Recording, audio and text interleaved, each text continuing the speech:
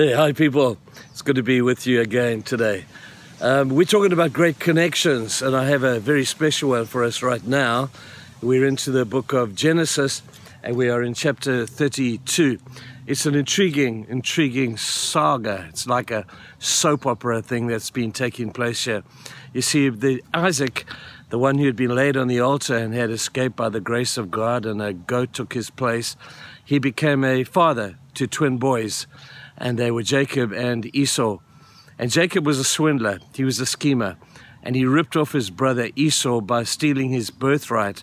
He gave him a pot of stew for it, which I guess is as good as stealing it. But Esau was stupid enough to let it go. But it's an incredible story of human nature and human tragedy. But Jacob had to run from Esau.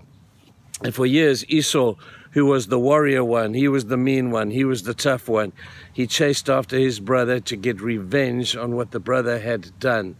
So Jacob ran, and he ran, and he ran, and he kept running until one day he could run no more.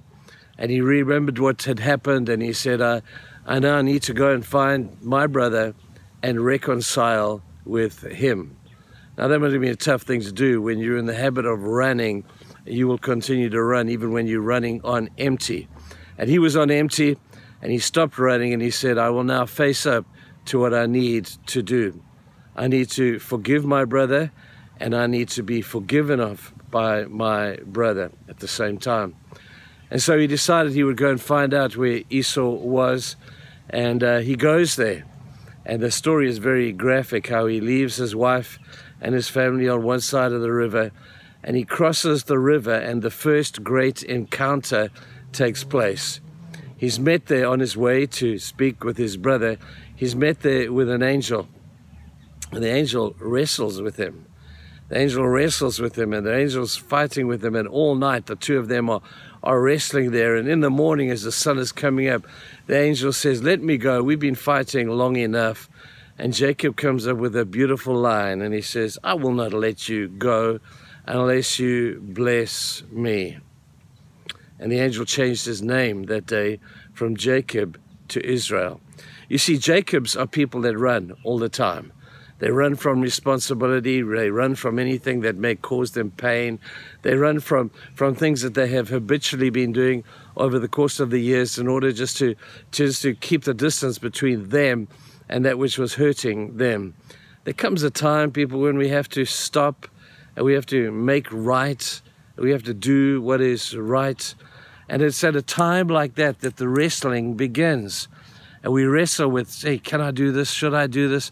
How am I going to do this? I know I don't want to do this, but I know I have to do this. And that wrestling can go on for so many years even. You know what you have to do, but you just haven't got the wherewithal to make it happen.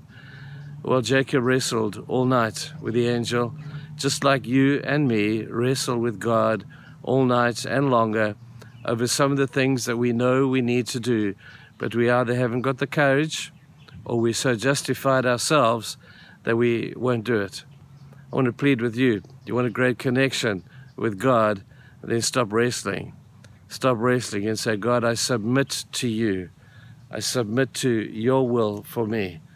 I submit to your way of doing things. And come whatever, come what may, come hell or high water, I am going to do what you have called me to do. You see, with every change of name, there comes a change of almost of identity. Jacob was never the same from that day onwards. He was never the same, and he hadn't even met his brother yet to ask his forgiveness, but he was never the same again. He was sleeping better at night, I'm sure. His identity had changed from someone who was a runner to someone who was strong and ready to do something constructive with his life.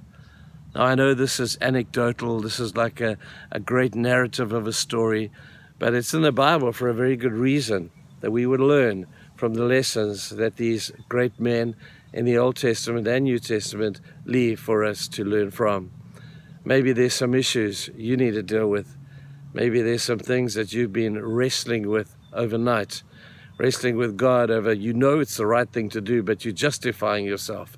And you're saying, I don't have to do this because this person's done that, or that person's done this, or they don't understand me. Well, man, you know, as long as you do that, there will be no peace in your heart and in your home and in your life. And I really hope and pray, as I'm having to do very often, as we wrestle with these things, we have to do what God tells us to do. I guess that's the long and the short of this thing. And the blessing will be a new name, a new identity, and watch what happens tomorrow. I'll tell you about that tomorrow's devotion. But let's talk about this for now. Ask yourself, are there things that God is wanting from me to be able to remedy and to sort out? And you know you have the ability to do it. Your heart is crying out that you will do it, but the flesh is saying, justify yourself, rationalize this thing for longer. And it wasn't your fault anyway, and you're not to blame. You know, blame is overrated, and justification of yourself is even more overrated. Let's get real, and restoration is worth it. So people, I know it's a tough message in a tough world today, but I hope it works for you. Cheers.